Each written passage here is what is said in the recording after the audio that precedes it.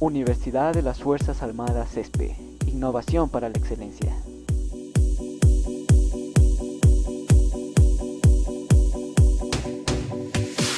Cuando estudiamos funciones se puede hacer de forma estática, por ejemplo, ¿cuánto vale esta variable para tal valor de la otra? Y de forma dinámica, ¿qué podría ser? ¿Con qué rapidez se produce la variación? De esta manera, estudiar la variación instantánea o derivada en un punto. Pero la necesidad de hallar la derivada en varios puntos o saber en qué punto la derivada tendrá ciertos valores nos obliga a conocer la derivada de una función. El cálculo de límites para hallar la función derivada puede resultar largo, tedioso y difícil. Para esto se introducen las reglas de derivación. La derivada se convierte entonces en una poderosa herramienta para el estudio de las funciones. Por esto aparece en otras ciencias, además de la aplicación de la derivada, nos ayuda en numerosos problemas de optimización. ¿Qué tal? Mi nombre es Belén González. Yo me llamo Brian Mantillo. Y mi nombre es Andrés Lucero, y este es nuestro proyecto. El objetivo de nuestro proyecto es optimizar el costo mínimo para la construcción de un lugar temporal de forma de un paralelepípedo rectangular para los afectados del terremoto. Para que sea habitable, esta debe tener un volumen de 30 metros cúbicos, sabiendo de que el precio de un metro cuadrado de una lámina de triplex es de $25.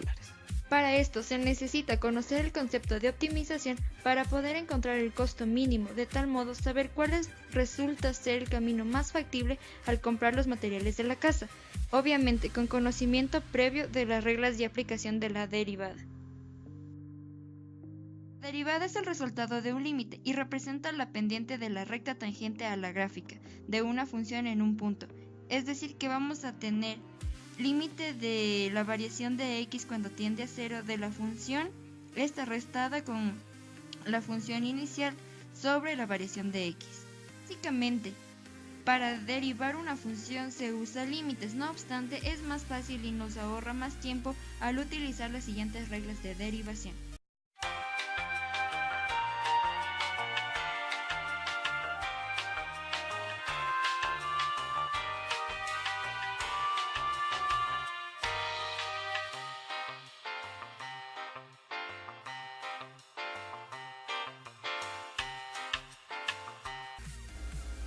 Derivadas de orden superior.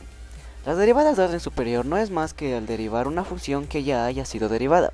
A esto se le conoce como segunda derivada. Es decir, si tenemos una función f de x y existe su primera derivada f' de x, en el caso de que se pueda obtener, al aplicar la derivada de la función obtenida se le llama segunda derivada. De manera similar se puede obtener derivadas de mayor orden, llamadas derivadas a la enésima. Sin embargo, es necesario aclarar que las derivadas de una función dependen de las características de la misma, y es posible, y frecuentemente sucede, que algunas derivadas existen, pero no todos los órdenes, pese a que se puedan ser calculadas. Optimización es el proceso de hallar máximo o mínimo relativo de una función, generalmente sin la ayuda de gráficos. Hay un método general de resolución, en el cual calculamos las variables que intervienen en el problema y representarlas mediante símbolos.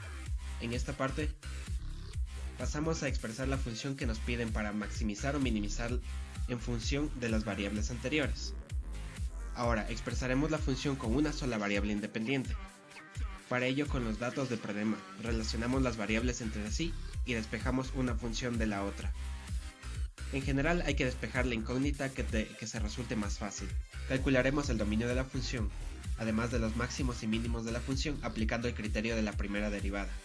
Y volveremos a leer el problema para terminar de resolverlo.